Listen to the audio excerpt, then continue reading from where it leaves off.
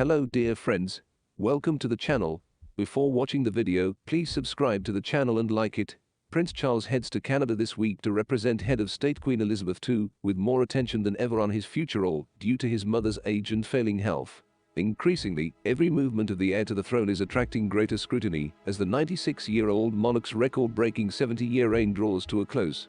Last week, Charles, 73, was a last-minute stand-in for the Queen at the state opening of the UK Parliament, in the clearest sign that his long way to become king is approaching its end. His appearance and the Queen's absence from the ceremony for the first time in nearly 60 years have prompted a noticeable shift in public opinion towards her position. A YouGov survey for Times Radio conducted this week suggested that 34% of people now believe she should retire instead of remaining Queen for life, up from 25% last month. Just under half, 49%, said she should remain Queen, down 10 points from last month. At the same time, Charles's stock has risen. 36% believe he will make a good king, up 4 points from last month, the survey of 1,990 people found. His visit to Canada comes as part of a series by senior royals to some of the 14 Commonwealth countries outside the UK, where the Queen is also head of state.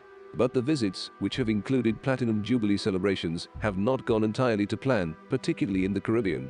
There, Charles's eldest son Prince William faced protests about past royal links to slavery, demands for reparations and growing Republican sentiment.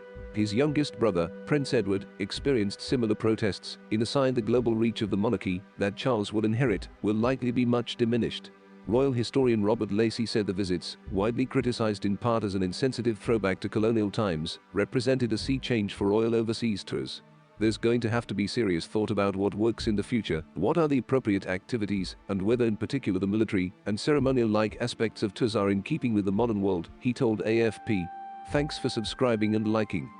Declining support, Charles and his wife Camilla, 74, could be on surer ground in Canada, which the Queen has visited 22 times since 1951, a year before she came to the throne. Their visit from Tuesday to Thursday will be the Prince of Wales' 19th since 1970, and the Duchess of Cornwall's 5th since 2009. They will travel thousands of miles from Newfoundland and Labrador in the east to the Northwest Territories in northern Canada. A special reception is planned in Canada's National Capital Region to mark the Jubilee. There are nevertheless signs of a growing estrangement from the royals in the world's second biggest country, according to the most recent polling. Nearly two-thirds of Canadians still view the Queen favorably. However, a majority, 51%, are now no longer in favor of keeping a constitutional monarchy.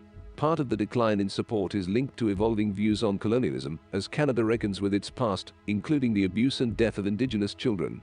The discovery over the past year of at least 1,300 unmarked Indigenous graves at former state residential schools has prompted widespread soul-searching.